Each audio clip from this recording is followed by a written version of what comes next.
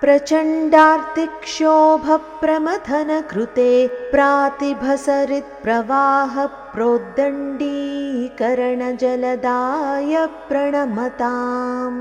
प्रदीपाय प्रौढे भवतमसि कामाक्षि चरणप्रसादोन्मुख्याय स्पृहयति जनोऽयं जननि ते। प्रचण्ड आर्ति क्षोभ प्रमथन कृते प्रातिभ सरित् प्रवाह प्रोद्दण्डीकरण जलदाय प्रणमताम्।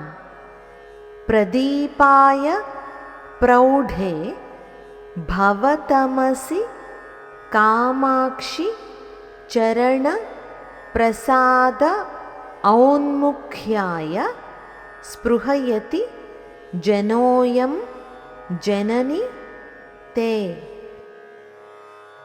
అమ్మా కామాక్షి, నీ పాదములు భయంకరమైన దుఃఖాల వల్ల కలిగే అలజడిని పూర్తిగా అణచివేస్తాయి. నదిని ఉప్పొంగింపచేసే వర్షపు మేఘంలా నీ పాదములు నిన్నాశ్రయించిన భక్తులలో ప్రతిభను ఉప్పొంగింపచేస్తాయి.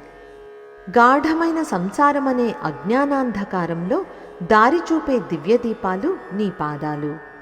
అటువంటి అత్యంత మహిమాన్వితమైన నీ పాదాల అనుగ్రహం కోసం నీ భక్తుడనైన నేను ఎంతో ఆశతో ఎదురు చూస్తున్నాను. ఇప్పుడు మరొకసారి శ్లోకాన్ని చదువుకుందాం.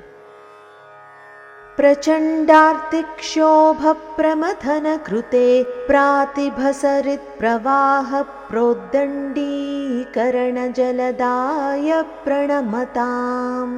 प्रदीपाय प्रौढे भवतमसि कामाक्षि चरणप्रसादोन्मुख्याय स्पृहयति जनोऽयं जननि ते।